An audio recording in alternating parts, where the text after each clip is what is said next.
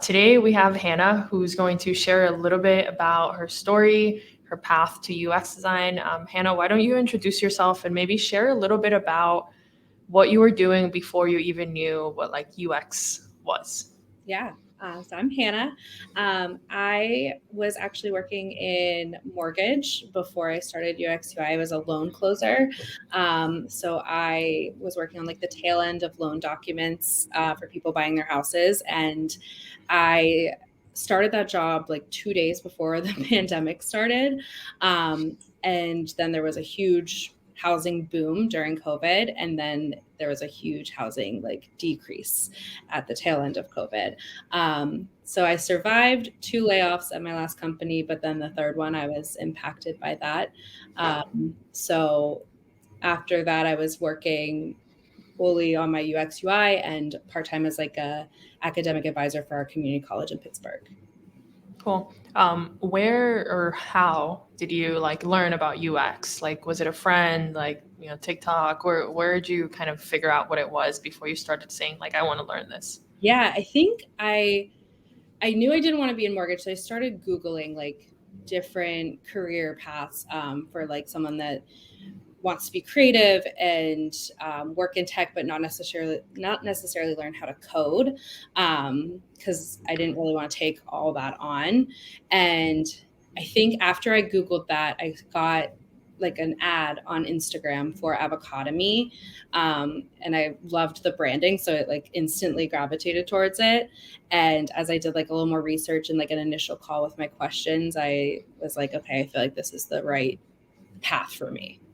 Nice. So you knew you wanted a career that was like in tech or like, more creative, but not necessarily have to code, which is like a big one, right? I think the big misconception is to be in tech, you need to code. Like it's the only job in tech, but there's so many different types of jobs. So that's great. I'm really happy you found us. Tell us a little bit more about your decision to do. So you did our foundations program, right? As kind of your first step. Tell us a little bit more what went into that decision. Like, why did you decide a boot camp was the way to go versus like self-teaching or another, bachelor's or master's degree? Yeah, so I really, at that time, I was still working full time. So I wanted something that I could do with my full time job. So that was like a big driver there. I also didn't want to spend a ton of money on like getting like my master's or something like that. So I was like, I wanted the guidance of like the mentorship that Avocademy offers. But I didn't want to be on my own, but I didn't want too intensive, like going to like a university to learn. Yeah. So it was like the perfect medium for me. That was like the perfect fit of what I was looking for. Nice. Walk us through your experience like in the programs. Like how long did stuff take you? How did you feel? Were you like, oh shit, what did I just sign up for? Were you excited? Like how did that go once you decided to like take the leap and start learning? It was good. There was definitely some road bumps. I definitely had a few oh shit moments where I was like, okay, what am I doing? Like, this is a lot. Especially in foundations when you're building something entirely like out of your own imagination and like your own creativity. You have that mentorship option at all times, which is so, so helpful. But there were definitely times where I felt like I fell behind. Like I got laid off during foundation. So I was like not in a good place mentally, and just really struggling mentally myself. But at the end of the day, it was so nice to be able to come back and like work and learn and see progression on my projects. Like if I look at my first hi-fi screens versus my final ones, it's like light years ahead of where I started. And it was just so cool. I'm a very visual person, so I love to see like progression and things change. And you could really see that throughout the course. You're building from scratch. So it's like, you just see all that progression, and it was such a cool experience. It was definitely hard at times, but like that, being able to see the progress was definitely what motivated me. Awesome. Yeah. So you did foundations. Did you start CJ right away, or did you take a break, or what did that look like for you? I started that right away. Because I was only working part-time, and I was like, I want more, and I wanted to be really hands-on. And CJ was like the perfect option to get that hands-on experience and build my portfolio. Like once I had my foundations project in my portfolio, I just wanted more like collector's items. Like I was like, I want to build it out and see all these amazing things I could do. So I started as soon as I could. How many projects did you do, and what was that like job search roller coaster like? Definitely a roller coaster. But it was a great roller coaster. I had 3 projects overall. And I actually started my 3rd project while I was interviewing for my current job. Because I wanted to make sure like I still was gaining like real time experience if like the interview didn't, if it didn't work out. So yeah, I did 3 projects and I was team leads for the second 2 I did. Nice. How were the CJ projects different from your foundations project? Like, how was that experience different? Definitely more, I mean, it's way more collaborative. Like you're working on the team with, you're a team of 5 designers. You have your design mentor and your QA mentor that you're working with, and then you have a client. So it was definitely the first one. I felt very intimidated and scared and anxious. But by the second project, I was so much more comfortable and like excited to be doing it. And just like felt way more confident in my communication and like how I was doing everything. So it was really exciting to be like in the real experience. And the second project I worked on was like a live website. So I got to see like updates in real time, and they sent out emails where I saw like our designs come through, which was really, Nice. it was so cool. Yeah. Yeah. Yeah. It's basically like real world. Yeah. Like it's like a real project. So yeah, it's very different. Walk us through your job search. Like how long did it take? How did it feel? I think, a lot of people think like by the time I get the 3 projects on my portfolio, like I've done the hard part, but like truly the job search is the hard part. Walk us through your experience and, feel free to be super honest of what that experience was like. It was definitely daunting. I mean, I was very, very fortunate where it only took me about, I think like 2 months from where I really started tracking. But it was intimidating, definitely, but also it was just like really exciting to see like all of the different opportunities and all the different pathways I could go. Hunter was like super, super helpful to keep track of everything. And even though, you're keeping track of rejections and trying to move things along, it was like I said, very visual. So it was satisfying for me to see, okay, like these are dead ends, like these aren't going to serve me. You definitely can get in a dark place when you're doing it because there's so many different jobs, and like those rejection emails sting no matter how confident or how optimistic you're trying to be. But for me, once things started rolling for me, like I just got so excited that those rejection emails didn't even mean anything to me anymore. And I still get rejection emails from companies I applied for 2 months ago. And I'm like, well, it doesn't matter now. But, in those moments, it definitely is hard. And you have to just remain like optimistic that everything happens for a reason. Like the right door will open. It might just take 160 or 800 applications. Yeah. Yeah. So it took you about 2 months.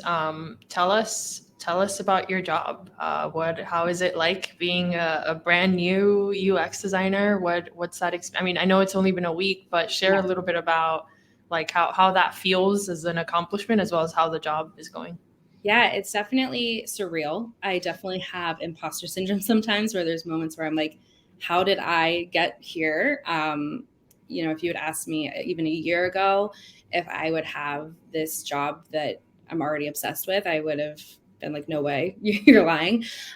So I've had to really silence that imposter syndrome and really, remember all of the work that I did with Career Jumpstart and Foundations and how I got here. But once I do remember that and kind of calm myself down, I feel so great. And it's like so exciting to be able to see like things I learned and things I did in real time with my current job. I really enjoyed being a team lead, and that's essentially kind of like what I do now. And it's so cool to be able to see those things that I did in CJ, like in action. Yeah. I get we do these like post CJ calls, which I'm sure you'll join, the next one now. And sometimes people are like, I'm surprised by how accurate CJ is to the real world. And I'm like, well, that's the point. Like that is the entire point of how we design the program is for that, accuracy so that you all get that real experience. So that's awesome. I love that you kind of mentioned, a year ago because it's been less than a year since you started Foundations, or like end to end. End to end, I think it's been a little over a year. I started Career Jumpstart in January. So. Okay. Nice. So yeah, about 6 months. Yeah, that's great. Yeah, I think folks, something that we're trying to do through these, episodes of how I change Mhm. careers is make sure that people understand this is not like get rich quick, pyramid Right. scheme. Like it takes so much work, right, to get to where you're at, for like, 6 months, a year, you're just like every day, just like working towards and learning a little bit and then doing another project and kind of like not giving up on that job search. And we want people to understand that it's not easy, but like if you put in the work, it's so worth it, right? Like to be obsessed with your job, to like actually wake up and excited to like go to work is Right. definitely worth it. um, if there was one thing before we wrap up, if there's one thing that you would want to have known before you got started, what would that have been, right? For people that are listening now or watching and they're like thinking about it, but not sure, right? Like, what's that one thing you wish you would have known as you were starting or making the decision to start? I think the biggest thing for me was just wishing like I could tell my future self, like have the confidence and have like that faith in yourself. And know that like you are smart enough, you are creative enough, you are like able to learn this and do this. Because there's definitely moments where you're getting a ton of mentor feedback because they want you to be the best you can be. And you're like, oh man, am I bad at this? Like, is this like, am I getting all this feedback because I'm not good at it? But it's like they truly want the best for you and they truly have like your future career in their mind when they're helping you with all those things. So it's just like you have to have confidence that all of those changes that you have to make, don't be intimidated by them, because like they are going to get you screener calls, they are going to get you that job you eventually will get. So it's definitely, yeah, it was definitely having faith in like every revision that I had to make. It is so worth it when you put that Yeah. time in.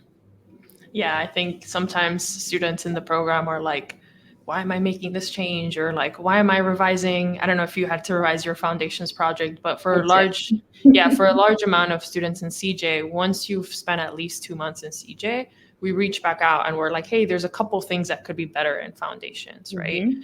And our train of thought is like, you now have so much more experience and you've Right. worked with other people, and like if you look back at those screens, like they could be probably 10 times better. But if we were to apply that type of feedback when you're starting, a lot of people would quit, right? Like Yeah. if in foundations we told you like revise 10 more times, this can Yeah. be better, right? It's too early to be giving you that kind of like critical feedback. Whereas Mhm. like once you're almost done with CJ and we're like, hey, this could be better, it's easier, I think, to be like, yeah, this could probably be better. Like that was my first project. Why did I expect it to be perfect? Like there's no way Right, the first exactly. one was gonna be perfect. So yeah, I think um as like a program, we have to like be very careful of how we talk to you all so we don't like burst your bubble and like like bring you down, but we also want Yeah. to make sure that you are like the best, right, so that you can get